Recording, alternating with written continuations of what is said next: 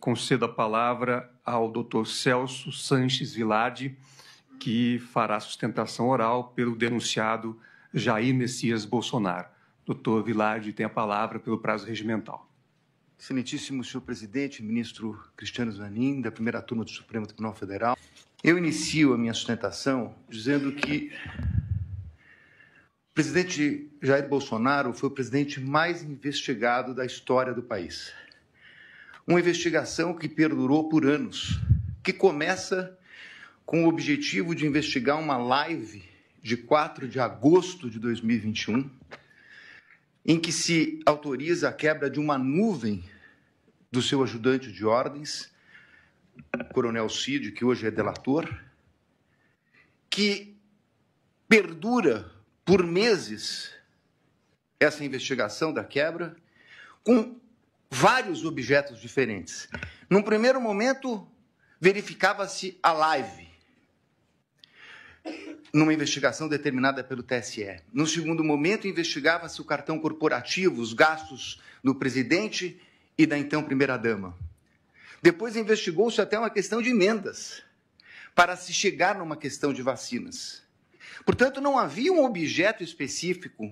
E por que eu estou tratando disso, senhor presidente? Porque o inquérito das vacinas é a gênese de todo este caso, onde ocorreu a prisão e depois a colaboração do Coronel Cid.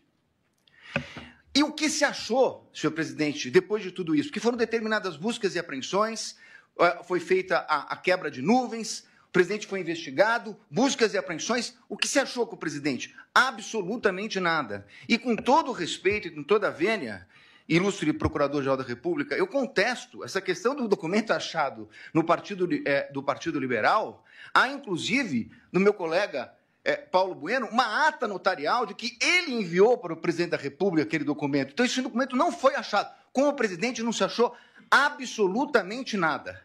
A partir daí, restava a versão do delator com uma minuta que estava no seu telefone tratando de uma questão de estado de sítio e mais absolutamente nada. Então, vem a denúncia. E a denúncia é feita, efetivamente, com duas novidades. Porque, com o estado de sítio, e baseado na palavra exclusiva do delator, seria difícil a propositura de uma ação penal. Então, traz-se uma narrativa que vem, efetivamente, do começo de atos, de pronunciamentos do presidente da República, pronunciamentos públicos, e depois o 8 de janeiro. Sobre esse primeiro momento, senhor presidente, eu me permito até fazer uma digressão sobre o mérito antes de tratar das preliminares, mas é importante dizer que sobre esse primeiro momento, nós temos efetivamente uma acusação do Procurador-Geral da República de 2 artigos gravíssimos do Código Penal que tratam do golpe, e de golpe contra as instituições democráticas e contra o governo legitimamente eleito. Mas um minutinho só, estamos tratando de uma execução que se iniciou em dezembro de 21, tratando do crime do governo legitimamente eleito. Qual era o governo legitimamente eleito? O dele. Então, esse crime é impossível, com todo respeito. Falar-se em execução de crime contra o governo legitimamente eleito, que era o dele.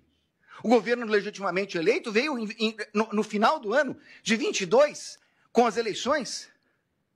Então, como se falar em tentativa, em início da execução? E mais, como se falar em início de execução por pronunciamentos e lives, quando os 2 tipos penais têm elementares do tipo a violência ou a grave ameaça? Não existia violência nem grave ameaça. Então é impossível falar dessa execução. Como eu disse, é porque não existia nenhum elemento. Então começa uma narrativa a respeito de pronunciamentos públicos, para terminar no 8 de janeiro. No 8 de janeiro, que nem a Polícia Federal, que utilizou, como lembrou meu colega, mais de 90 vezes a expressão possivelmente, que não havia certeza, nem a Polícia Federal, que se utilizou dessas possibilidades, afirmou a participação dele no 8 de janeiro. Não há um único elemento, nem da delação. Aí me criticam que eu digo que a delação não vale nada e estou dando... Óbvio, porque nem o delator que o acusou, fez qualquer relação dele com o 8 de janeiro. Não há uma única evidência a esse respeito. Portanto, apresentou-se uma denúncia. Com essas duas circunstâncias, e eu não tenho tempo, senhor presidente, tenho que falar rapidamente, mas essa denúncia, quando veio, o ilustre Procurador-Geral da República liberou 8 PETs no dia da apresentação da denúncia. Ele foi intimado, meu cliente, um dia depois. O segundo dia já era prazo. 8 petições, 45 mil documentos. Que até agora, senhor presidente, por Deus que está no céu, eu não sei dizer o que tem esses documentos relacionados com a ação penal. Essas 8 petições, eu não consegui verificar sequer relação. São 45 mil documentos. Na verdade, é um quebra-cabeça que foi, na verdade, exposto à defesa. E aí, na sequência, senhor presidente, eu queria tratar de uma preliminar que já meu colega que me antecedeu na tribuna fala da relevância do caso. Não é só a questão da relevância do caso, é a questão da competência. A minha questão principal é que o Supremo Tribunal Federal, na portaria do ministro Barroso, que encaminhou para as turmas das ações originárias, ele faz um destaque a respeito da questão do presidente da República. Então, o presidente da República, se crime houvesse contra o presidente da República, seria julgado pelo pleno do Supremo Tribunal Federal. Ora, se o Supremo Tribunal Federal entendeu agora, num julgamento que foi concluído recentemente, após a apresentação da denúncia, que a competência se prorroga e que os detentores de foro, ainda que deixem suas respectivas funções, passem a ocupar, saiam da prerrogativa de foro, e o delito será julgado pelo Supremo, prorrogando a competência que detivera aqui no momento que ocupava o cargo. Qual era a competência? Era do pleno, porque ele era presidente da República, e chegou a ser investigado como presidente da República. Muito bem. Mas com base nisso, senhor presidente, o que nós temos nessa denúncia? A prova da defesa, substancialmente, é uma prova negativa. É uma prova negativa.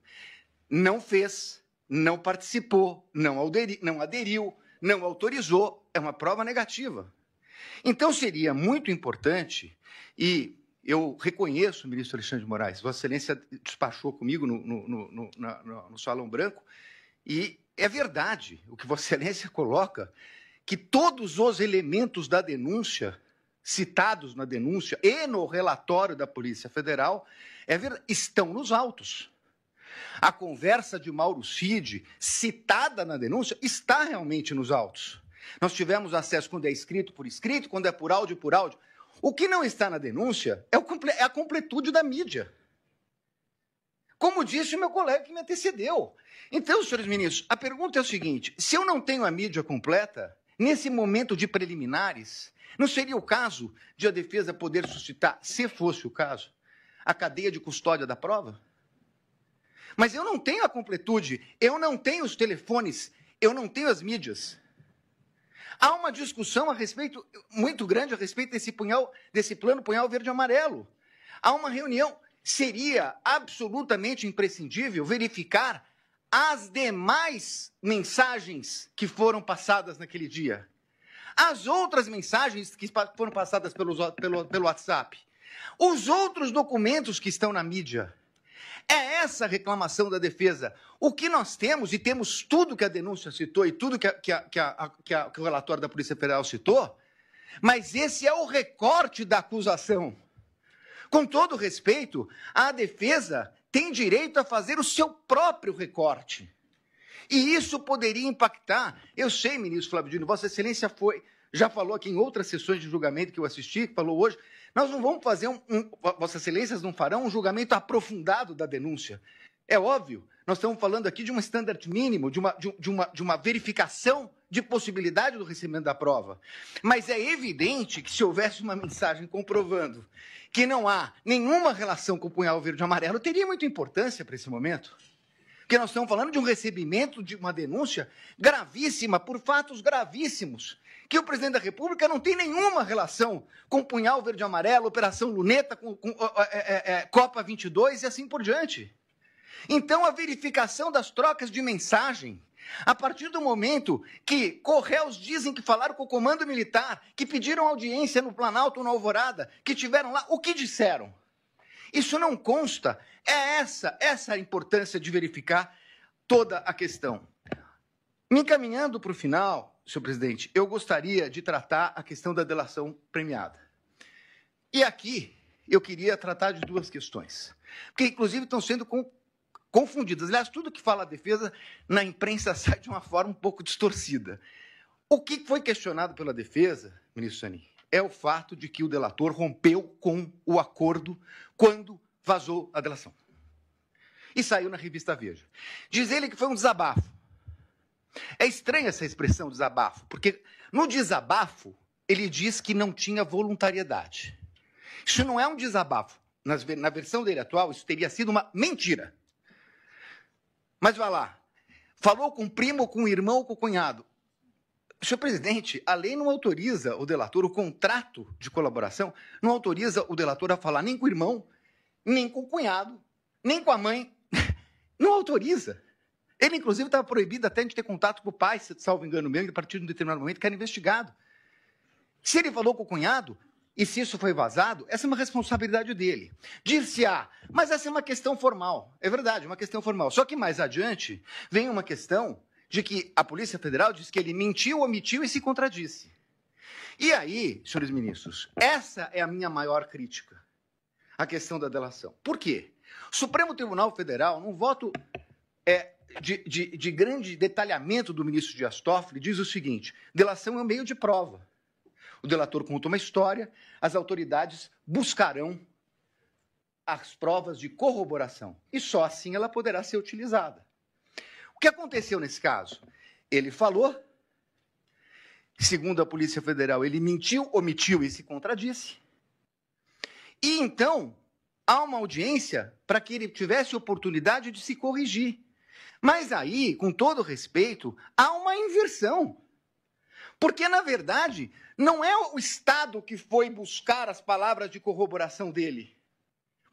O Estado foi buscar as provas de corroboração do que ele disse. É o contrário. O Estado trouxe indícios e ele se adequa aos indícios trazidos pelo Estado. É completamente o inverso. Com todo respeito, ministro, é o inverso. O delator tem que falar e o Estado tem que trazer as provas para condenar alguém. O que aconteceu aqui é que ele falou, mentiu, e o Estado tinha indícios, e aí ele se adequa ao Estado. E aí, com todo respeito, vem a denúncia do seguinte, inclusive, o colaborador, nessa versão do colaborador, foi corroborada pela Polícia Federal. Não, desculpe, ele não foi corroborado pela Polícia Federal. É o colaborador que corroborou a versão da Polícia Federal. É exatamente o inverso disso. E numa audiência que se traduziu numa coleta de provas. E essa é a insurgência da defesa. Porque, nesse momento, essa coleta só poderia ser feita, com todo respeito, pelo procurador, pela polícia, e não pelo Poder Judiciário. Então, senhores ministros, para terminar, eu quero dizer o seguinte. Eu entendo a gravidade de tudo o que aconteceu no 8 de janeiro. Mas não é possível que se queira imputar a responsabilidade ao presidente da República, ou colocando como líder de uma organização criminosa, quando ele não participou dessa questão do 8 de janeiro. Pelo contrário, ele a repudiou. E mais do que isso, ministros, nesse tempo que não é possível discutir a questão aprofundada de provas, é importante dizer, senhor presidente, que enquanto a Polícia Federal fala possivelmente, enquanto a denúncia traz conjecturas, como a impressão de um documento no Palácio que teria tido conhecimento dele, o fato concreto é que o acusado de liderar uma organização criminosa para dar golpes socorreu o ministro da Defesa, nomeado pelo presidente Lula, porque o comando militar não o atendia.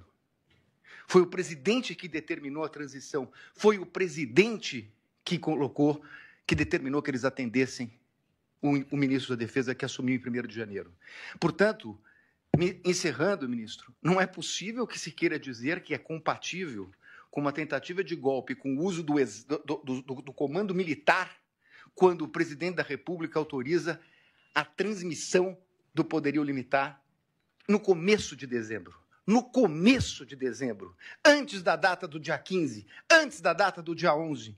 E, portanto, senhores ministros, eu ratifico as nulidades que foram colocadas na minha peça, apreciada por Vossa Excelência, e peço a rejeição da denúncia e agradeço pela atenção. Muito obrigado, senhor presidente.